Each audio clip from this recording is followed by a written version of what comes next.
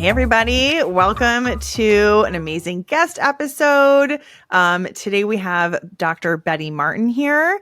Dr. Betty Martin has had her hands on people professionally for over 40 years. First as a chiropractor, and then upon retiring from that practice as a certified surrogate partner, sacred intimate, and somatic sex educator. Her explorations in somatic-based therapy and practices informed her creation of the framework, the Wheel of Consent. So welcome, Dr. Betty Martin. Thank you so much for being here. Thank you. Yeah. Thank you. So thanks for inviting me. I was very, very excited to have you on the show. And I have my little list of questions and have some dog-eared pages of your books and highlighted sections. So I'm excited to get into it. And I want to let you know that your book made me cry by page 18. Oh, I love hearing that. Good. and I think it's just because, like, as someone else who's in this work and working with people, and also just a human, existing in the world, I'm gonna find the section that made me cry. You might be surprising. Yeah, I don't know if this will make sense to you. So the part I highlighted says many people didn't know if it was okay to change their minds. It does. It makes me emotional reading it now. Or make a refinement and ended up going along with something they didn't really want. And this one turned out to be nearly universal. Oh yeah. So that was what made me cry. And I think it was just really making me realize, like, as humans, like, we are really disconnected from our bodies and our desires. And it's a bit heartbreaking to me, and is also a big part of why I do this work. So yeah. Beautiful. So anyways, let's start at the beginning, though, before we get into me crying. So tell us a little bit just about the framework of the receiving and giving and the Wheel of Consent, if you don't mind. Sure. Well, the Wheel of Consent is a practice. And by a practice, I don't mean like you practice and get better at it. I mean, it's a practice like yoga, meditation or something, or basketball could be a practice. That it's practice, which means it's something that you come back to again and again and again. And it has a fairly narrow parameters of what you do in the practice so that you leave other stuff out. And the nature of a practice is that because the parameters are kind of narrow, you go to depths that you wouldn't go otherwise. So in different kind of practices, you're going to go different places. But in this practice, it's a practice for 2 or more people. And it's a practice in taking, receiving, and giving apart. So that you're either giving a gift. It's not about you. It's not about what you want. You still respect your boundaries, of course. But it's about the other person. And then you take a turn to receive a gift, which means it's all about you. You respect the other person's limits, of course, but it's all about you. It's about what you want. And by taking those apart, well, for one thing, you find out what they are. Because so many times when we're, quote, receiving, and in this, particularly in the sexual context, we're trying to give something back at the same time, because we want to keep our partner happy, or it's just a little awkward to receive and just all it's about me. Oh no, what do I do with that? So you're trying to give something back at the same time. And as long as you're trying to give something back at the same time, you can't actually receive the gift that's coming towards you. It just doesn't sink in. And so the Wheel of Consent is a practice in taking, receiving, and giving apart. That's really all it is.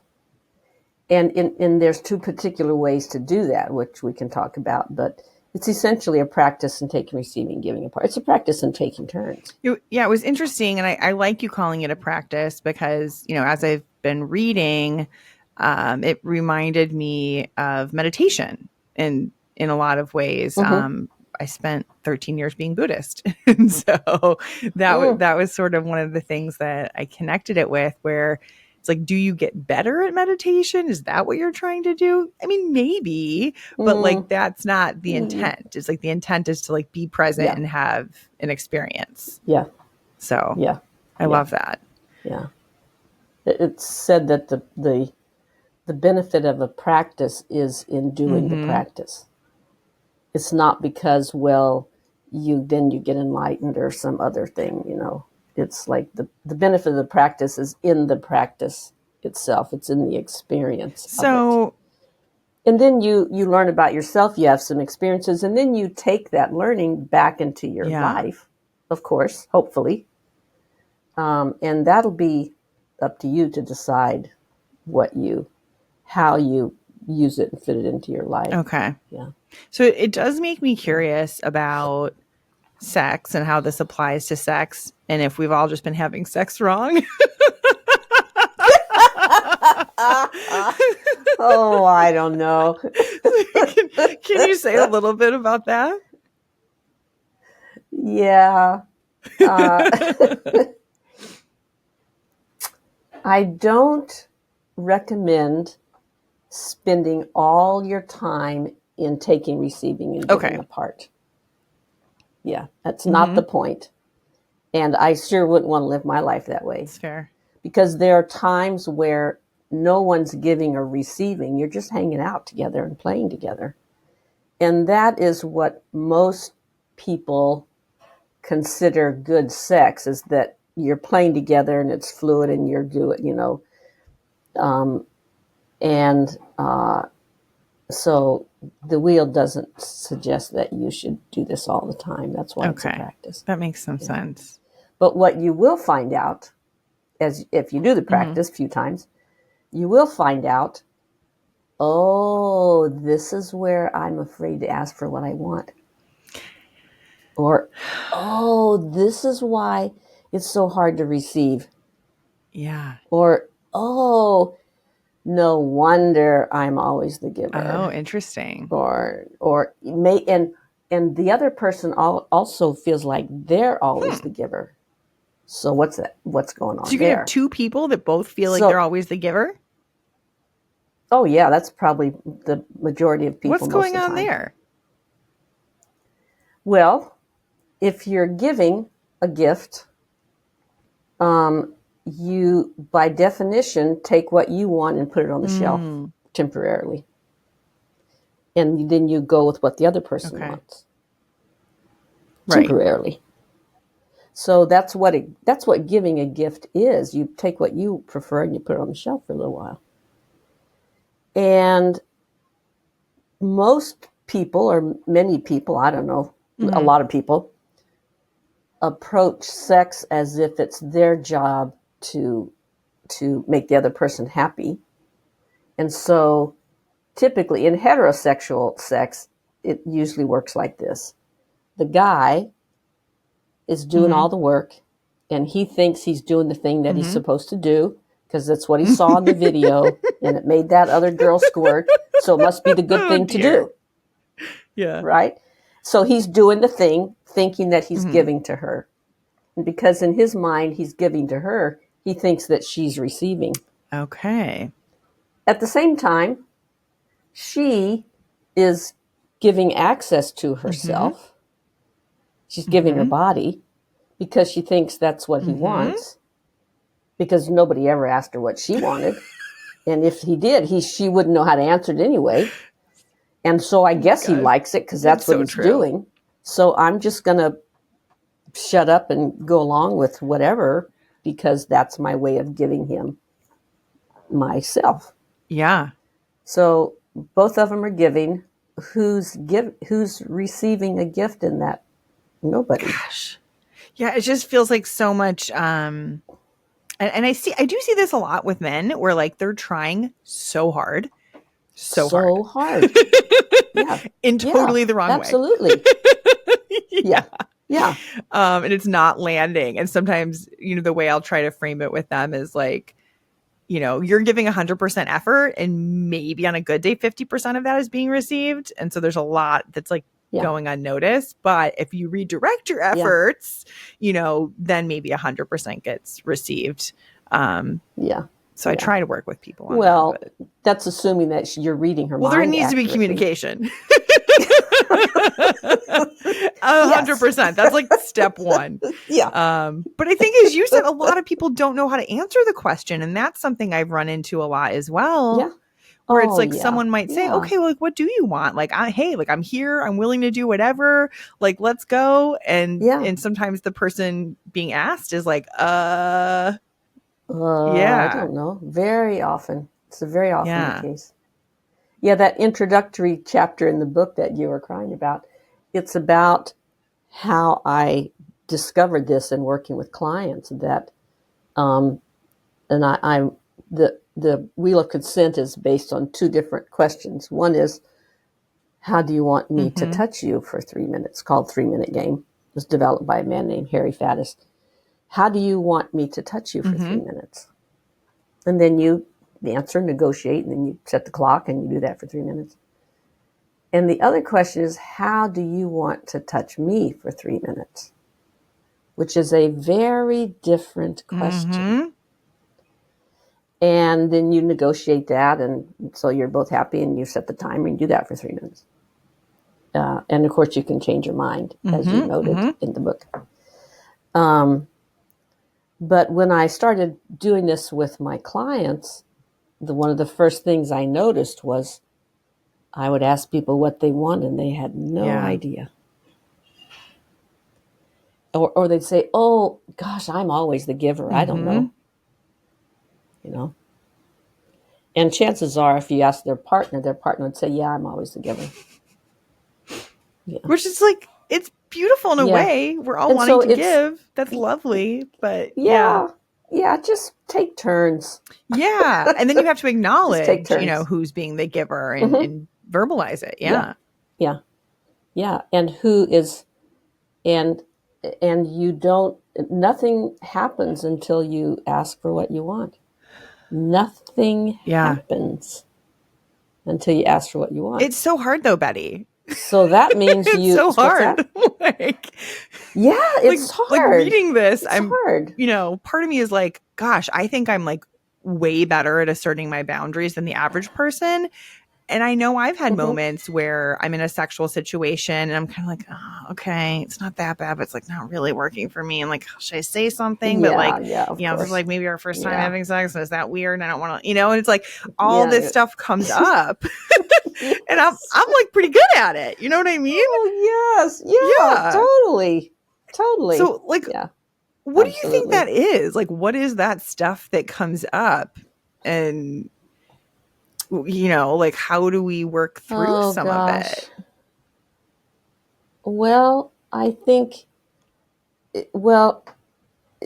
did you, when you were a little teeny kid, did you get rewarded and praised for asking for what you want? I did highlight a section that talked about that too. Probably not. That was so good though. When you start verbalizing, asking what you want, what do you get? Don't be so grabby. Don't be so selfish. It's not all about you. Take care of me. Just no, like, no, you can't have that toy. No, you can't have that candy. No, you can't, Yeah. And that's in a reasonably healthy, peaceful household. In a household that's really troubled, you could get beat up for asking for what you want. So, you're going to learn not to ask for what you want. And if you can't ask for what you want, eventually you learn that it just doesn't work to want anything at all. Yeah. And so you start forgetting what you want or even how to want. And that's part of the heartbreaking part to me. It's like we get so cut off from this really like fundamental element of like who we are and the human experience. Yeah. So what? Yeah. And this is, you may think this is just for people who've been in abusive situations, but it's all of us. You can't grow up. You can't go through childhood and not have this is another side of it, not have your your boundaries crossed and your limits disrespected because you have to brush your teeth. You didn't want to brush your teeth. You have to have your nappies changed. You get picked up out of oncoming traffic when you didn't want to be, and you're not allowed to hit your little brother, and so it's just things are done to us when we're little that we don't like. Of course they are, even in the very best of circumstances. Yeah, that helps to hear how you're framing it, where it's like, it's good not to get hit by oncoming traffic. Yeah. And your parents they're making you brush your teeth because they're taking care of you. That's their job. But boy, you hate it. And so Yeah. Okay. And so we all learn to go along with stuff that we don't like. And we get very good at it for the most part. We do, and that scares me a little bit. Yeah. So do you feel like the practice of sort of doing that 2-question game of like, how do you want to be touched and how do you want to touch? I know I'm maybe not saying those perfectly, but like, does that help us start to heal that? Okay. Oh yeah. Because for one thing, it's a fairly narrow, simplified question. It's only for 3 minutes. It's not like, how do you want a 2-hour erotic cosmic massage? Like, that's too much. But for 3 minutes, most people can eventually think of something they'd like to try for 3 minutes. And it's with a peer. You're with your partner or a practice buddy. You don't have to be lovers to play it. In fact, I would encourage you to play it without including any sexual touch. Oh, I like that. For, I don't know, 20 times or something before you include sexual options, because you're learning that it's okay to say no. You're learning to set a limit. Yeah, you can feel my leg, but only up to here. Yes, you can play with my hair, but don't tug on it. Yes, I will rub your back, but I need to move it over this way so I can be comfortable. Yes, I'll rub your back, but only if you keep your shirt on. So you're learning to notice in yourself, what am I a yes to, and what am I a nah, or what am I a part of it. I can do that part. I can't do this part.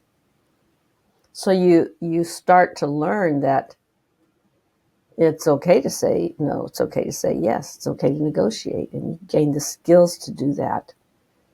And you learn how to ask, and you learn that, oh wait, there is something I want. Would you like tug on my toes? Like I never thought of that, but I'd really like that. Is that kind of weird? That's okay, honey. I'll tug on your toes.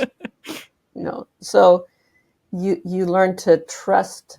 You have some low stakes interactions in which you learn to trust that there's something that you want and that it matters and that it counts and that it works to ask for it. Who knew?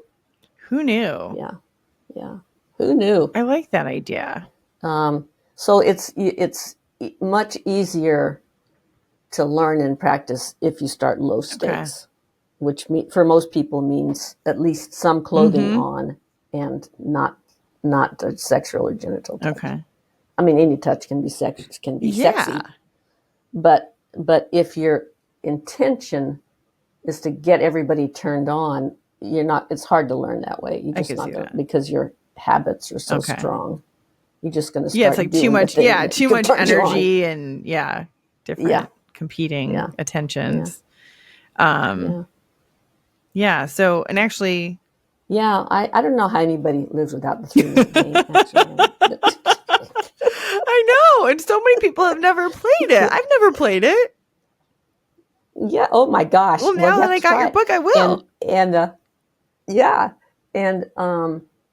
I, coming back to sex therapy, I've worked with other surrogate partners and trainings and stuff, and and some of my students here in Seattle are also sex therapy students and practitioners in Seattle. And one of them actually just wrote her doctorate thesis on using the wheel of consent in sex therapy. But I think what I've noticed is that wherever your stuff is about relationship, it will show up in there in some way. If it's not saying no, that's going to show up. If it's assuming that you always get a yes and you can't respect somebody else's no, that's going to show up. If it's learning how to set aside what you want temporarily, that's going to show up. Like, it's all going to show up in there pretty much. There was another section that brought up more of my shit. I'm discovering a few of my things in here. So thank you for that, Betty. That's a good sign. But it was like the messing with our domains on page 357. And it was like, it's like there's a few ways we can mess with our domains. One is to take something that belongs in our domain and try to move it into someone else's, such as our desires. Oh, yeah. We try to get someone else to want what we are reluctant to admit that we want. And I was like, guilty. Yeah. I've been there. And so, it's like, the book is gently confrontational. But I was like, it's hard because it's hard to be vulnerable, right? And it's kind of like, if I can get this other person to initiate or to want me or to whatever, then I don't have to just say this is what I want. But then you called me out again and you said integrity is like owning your desires. And I was like, oh man. Damn. So, which, it's, and I also feel like it's easier with some people than with others, and each connection is unique. Of course it is. Yeah. But that's tough work to do. Do you think the 3-minute game helps with that too? Yeah. Okay. Yeah. All right. I'm going to make all my friends play this with me now. Maybe we'll start. I live in St. Pete, Florida. I'm like, maybe we'll start a little like St. Pete, Florida 3-minute game club. Yeah.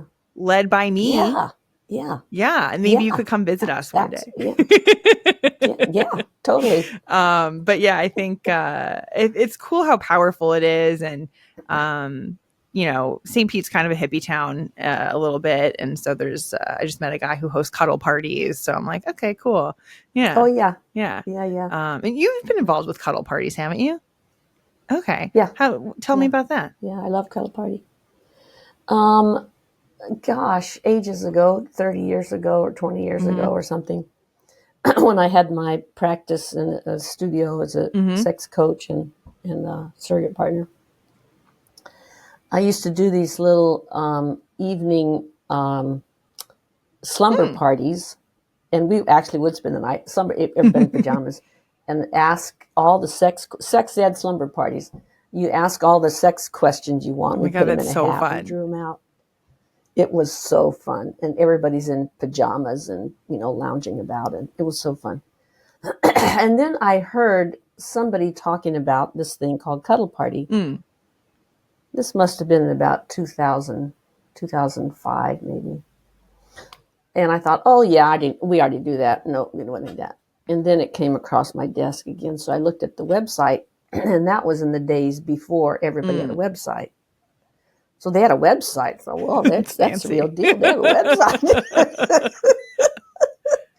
And I saw that they were based in New York. And so I called them and I said, hey, let's compare notes, what you're doing, what I'm doing, see how it goes. And they said, well, actually, we're giving a training in a couple of weeks for facilitators to do it. And I said, oh, I'll come up. So I went up there and I took their little weekend training, and it was good. And by the end of it, I said, you know what you got is better than what I got. So I'm just going to join your club. That's so funny. And, so I started facilitating and hosting cuddle parties, and I did that for years and years in my apartment. I just loved it. And eventually I got tired of it, and there's other people around. I mean, there's a lot of facilitators around. I served on the board of it for some years. But yeah, it's a good organization, and it's a really good process because there's like 45 minutes or an hour of a welcome circle, which is kind of like the workshop-y part of the evening. And you can't come in Okay. late.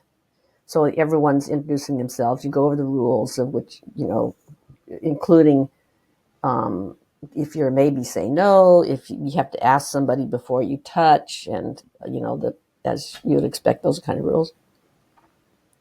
And so then you have this little workshop, and everybody gains some basic skills in asking for what they want. And then it's free time. It's improv.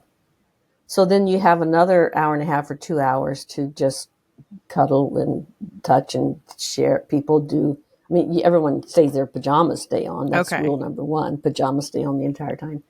It's not a sexual event.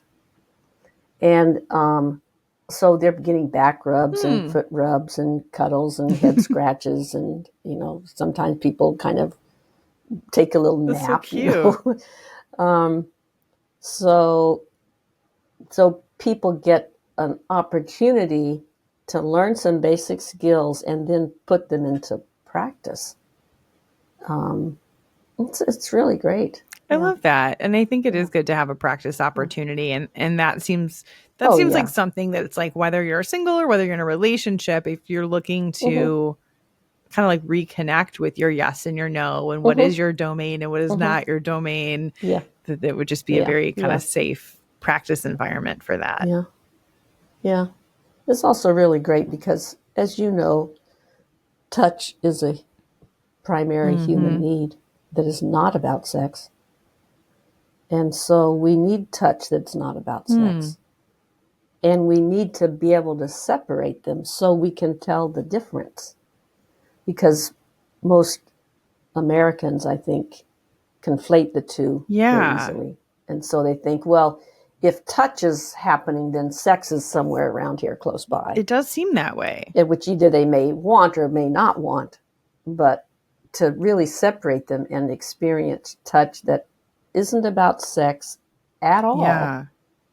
is quite amazing. I think that Yeah. is a really good cultural Yeah. point that you bring up that, Yeah. and I'm curious, what you think it's like in other areas of the world, but it almost, It's probably oh, worse in most places. because it feels like more socially, Some parts of yeah, Europe. Europe, I could Yeah. see being better in some ways. I think Yeah. they're Yeah. kind of cooler about sex than we are too. Yeah.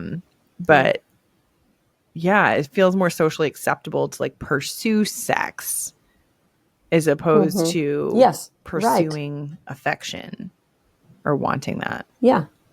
Yeah. Oh, yeah. I think that's really true. It's very often less vulnerable to produce, even in a relationship. If you just Mm-hmm. want to cuddle, but you don't know that that's an option, then you're going to go for sex Yeah. if you can get it. Yeah, that's something Yeah. that I see a lot with the couples I work with too, where um there it's kind of like an all or nothing, like Yeah. yeah, That's a where we shame. kind of forget about like all the in-betweens, and people might say like, "Oh, I want to Mm-hmm. make out, but I don't because I feel like it's always going to have to lead to sex." And I'm like, Right. "Oh, that's a Yeah. bummer." They need the 3 minute I'm thing. going to start using it 100%. So, if you're my client, you're listening, we'll be doing that. Yeah. I'm gonna start my club. I'm gonna go to the cuddle parties. Yeah, so I'll report back to everyone in a solo episode about how all that's going. But Yeah. Great. um, Great. yeah, so can you tell us like about the wheel itself and the quadrants of that and kind of what those mean? Yeah. Yeah. So if you're playing with one other person, you have two Mm-hmm. people, and each of you are asking two different questions, that means there's 4 rounds that are Mm-hmm. going to happen. And in one of those rounds, I'm doing what I want Mm-hmm. to you. And in one of those rounds, I'm doing what you want me to do to you. Okay. And you get to see what the difference Hmm. is. And in one of those rounds, you're doing to me what Mm-hmm. I want. And in the fourth round, you're doing to me what Okay. you want. So there's there's two factors at play here. One is who's doing, which is pretty easy to tell by looking in the window. Who's doing. And the other factor is who is it for? Yeah. And you may not be able to tell that. Mostly I can tell it I bet you can. for the most part just by watching your body language, but you may not be able to tell. So who is doing and who it's for, those combine in those four ways that I mentioned. And so you have the matrix design of each quadrant. And you can put a link to where they can Oh, yeah, I'll put all the links. So, yeah, the quadrants needed names, so I gave them names. And when I'm doing what you want, I've asked you, how do you want me to touch you? And you said, oh, well, you rub my back. So now I'm rubbing your back. I'm in the serve quadrant, which most people call giving because we've conflated giving and doing in our culture as well. Because if I'm doing to you, the assumption is that it's supposed to be for you. It is the assumption. I agree. Yeah. So most people call this giving. Okay. So I'm asking you, how do you want me to touch you? You say, will you rub my back? I'm rubbing your back. So I'm in the serving quadrant. I'm giving to you. And you are in the accepting quadrant. Oh, okay. And most people would call that receiving. Yes. But I'll show you in a minute why that doesn't work so well. So you're getting what you want. You're getting the touch that you want. And you get to direct it however you want. Go slower here, deeper there, scratch here. It's about you. Or you may get tired of it and want something else, and you ask for that. So that's one dynamic. I'm doing for you what you want. It's reminding me of the kink world a little bit. So that would be like a service top. Yes. Yeah. Okay. Yeah, that's a service top. So the other dynamic is, okay, I'm asking you, how do you want to touch me? I love that question. I think that sounds fun. Yeah. It's a great question. And it is hard for people. It's really hard for people because typically, if I say, how do you want to touch me? Many people will say, well, I'll do whatever you want. It's not, well, I appreciate that, but that's not the question.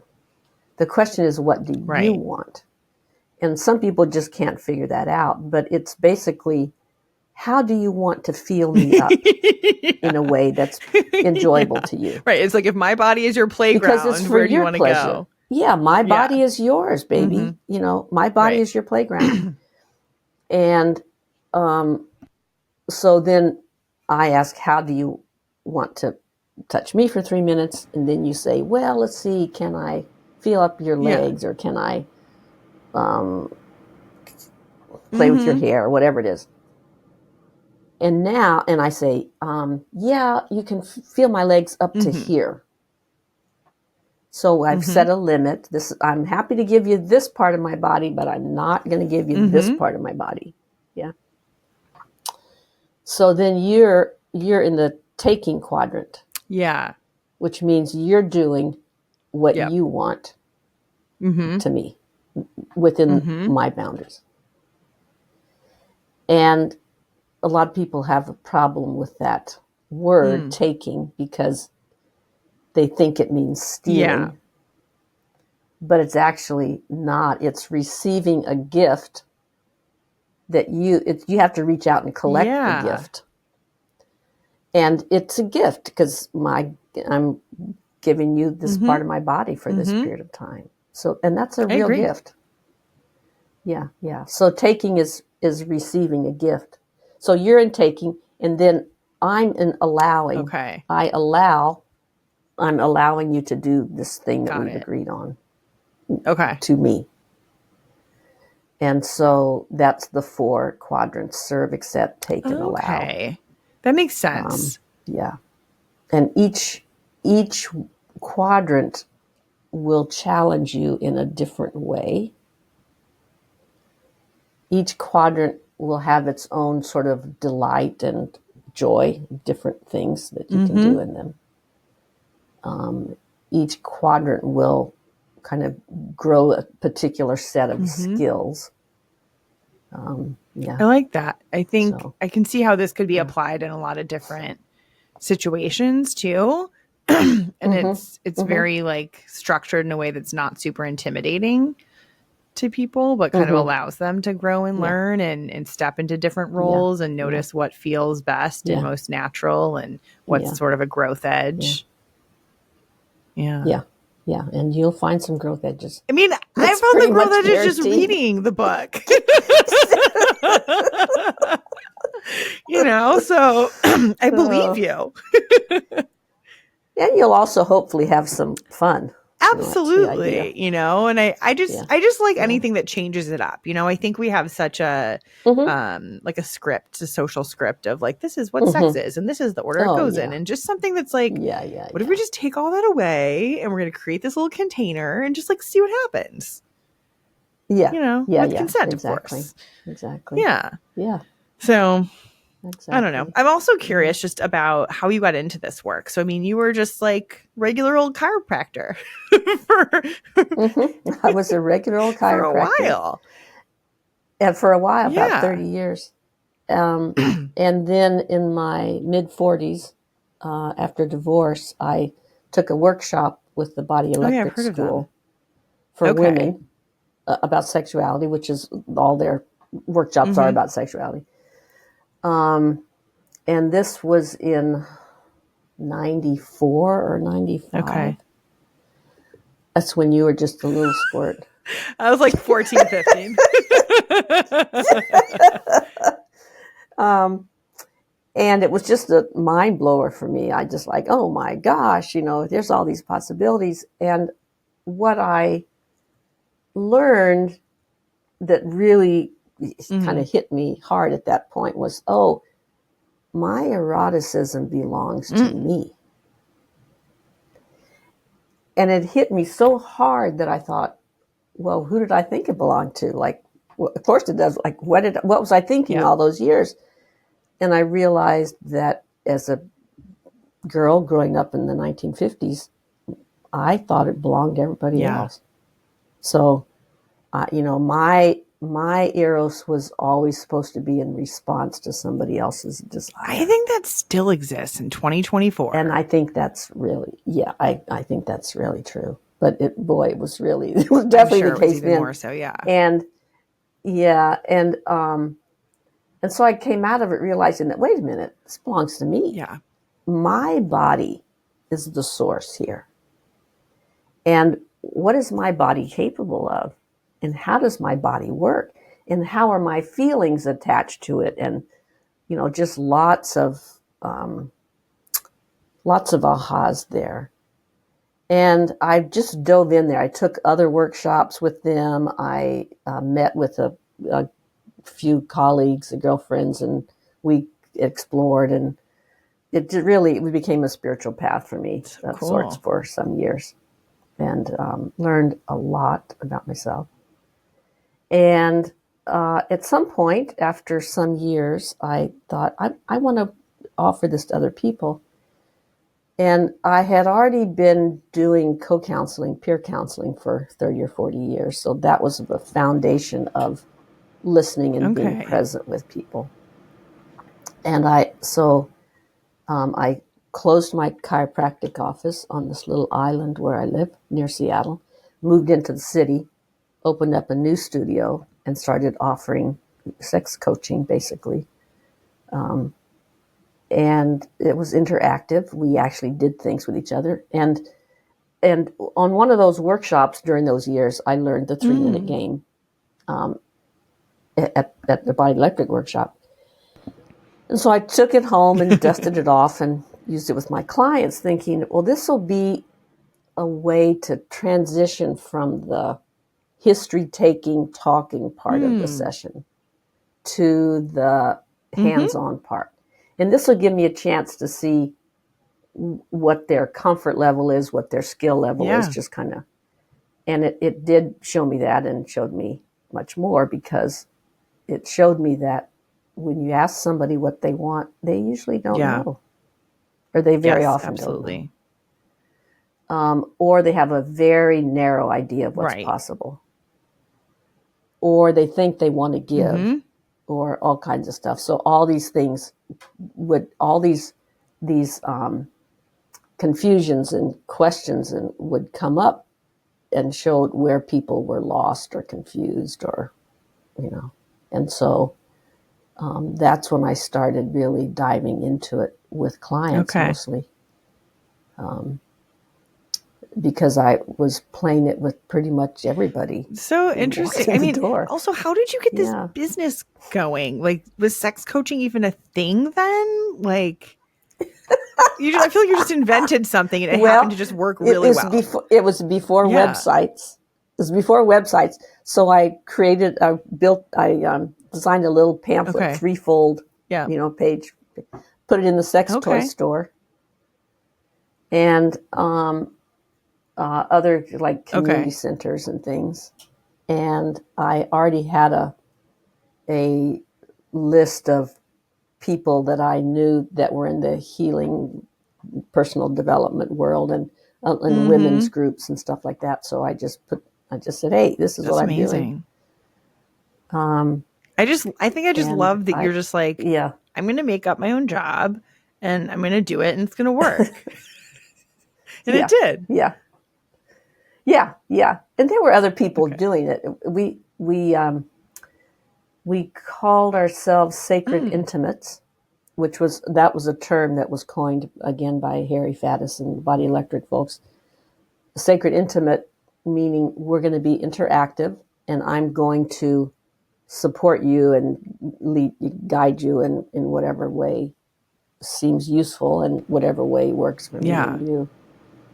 And for some people, for some sessions, a sacred intimate may be just talking. It may be walking through the park and having a talk. It may be massage. It may be Mm-hmm. body work. It may be more interactive and more Mm-hmm. erotic. It, there's no licensing Yeah. for it, so it's kind of a wild Mm-hmm. west, and in a very good way. And many sacred intimates are profound healers. Just amazing work that gets I done. believe it. Yeah, yeah. That's amazing. And were you ever like concerned for your own safety or anything? Okay. Only once out of But like going into it, you were 8 just years like, in this will be practice. fine. Yeah, Amazing. yeah. This will be fine. Probably because a lot of the work Yeah, you had done, I bet it just like gave off a good vibe. yeah. And I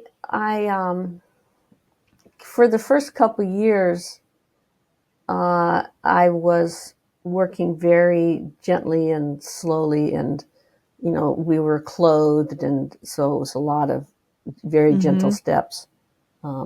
So I wasn't really worried about that That kind makes of sense. danger. Yeah, Wow. yeah. Well, it's pretty amazing work that you're doing. I feel very grateful to have come across your book. And I worked with a client with a surrogate partner, Catherine Yeagle. I don't know if you know them, but I just Hmm. interviewed them the other week for the show. But Oh, cool. that was when I first heard of the Wheel of Consent. And Mm, it was just such a beautiful process. And when they were outlining the process they'd be taking our mutual client through, I was mm-hmm, really like, wow, like, like I wish I had an experience like that. Like it almost reminds me of, mm-hmm, um, like tribes or other indigenous cultures where there was like a sexual initiation sometimes, mm-hmm. like Yeah. a rite of passage type of thing. And it made me think like, what if Mm-hmm. this was everyone's? Well, we imagine What that was there that? was. We like to imagine Yeah, that there there was was. not. Yeah. Oh, I don't okay. know. I mean, I wouldn't I assume that think there was, I mean, but some seems like yeah, some places seemed like they yeah, had yeah, one, um, but yeah, it just seemed like it would just be safe and help people yeah, tune into their yeah, body. And yeah, yeah, it just made me yeah. think like I wish everyone got to have an experience like that and not just, Oh, yeah, you know. absolutely. Yeah. those who can afford it, or, got to the point of being 50 or 60 and having issues around sex. It's like, oh, okay. But yeah, I do hope that the growth in the field continues, where people can go to cuddle parties and do the 3-minute game and work with a surrogate partner if they want to, and do the healing. Yeah, I think the wheel of consent in the 3-minute game should be at the heart of sex therapy and surrogacy, because you need every one of those skills. You need to know the difference between what you want and what you don't mind too much. It's a very important difference. That is a big difference. Huge. Right. Huge. And I think speaking up, and you mentioned in there at one point, maybe the first minute you enjoy something and then you're like, oh, no, I want them to stop doing that now. No. And that can be really hard, I think, to speak up. So I do think it's a really important skill to build. And this is a really safe sounding way to, create that container. So, so if people are like, hey, Betty, this is awesome. How do I find out more, about you and your work? Where can they find you? BettyMartin.org. Okay. And that will link you also to the book, which is wheelofconsentbook.com. Okay, great. You can find either of those from the other. And most of my teaching these days comes through the School of Consent at schoolofconsent.org. Cool. And again, you'll find them. They're interlinked. And we teach there. We have facilitators all over the world who are teaching 2 or 3 day workshops on the Wheel of Consent. And we also have a faculty that we're teaching a 5-day professional training. Okay. So if you are a therapist, a body worker, a sex worker, a coach of some kind, then we have 5-day training for professionals in how to use the Wheel of Consent in your practice. Yeah. Beautiful. Amazing. Yeah. And there's YouTube. I'm all over YouTube apparently. and there's on my website and the School of Consent website, there's some place to get some free downloads of how to play the 3-minute game. Cool. And there's YouTube videos on playing the 3-minute game. All right. We'll make sure to link to as much of that as we can in the show notes. Yeah. So people who listen regularly know I like to put lots of links in the show notes. And my belief is that I want the Wheel of Consent to be accessible to anyone. So there's 8 hours of free video on the website. Just go help yourself. Take you all the way. That's awesome. Yeah. Thank you for that. And thank you for coming on the show. And you're so welcome. Yeah, this was a lovely discussion. And I'm excited to kind of keep going through all the stuff in the book. And I'm going to check out some of your classes too. So thank you, Dr. Betty Martin, for being here. And thank you, everybody, for listening. And we will catch you next Monday for another episode of Ask a Sex Therapist. Bye, everybody.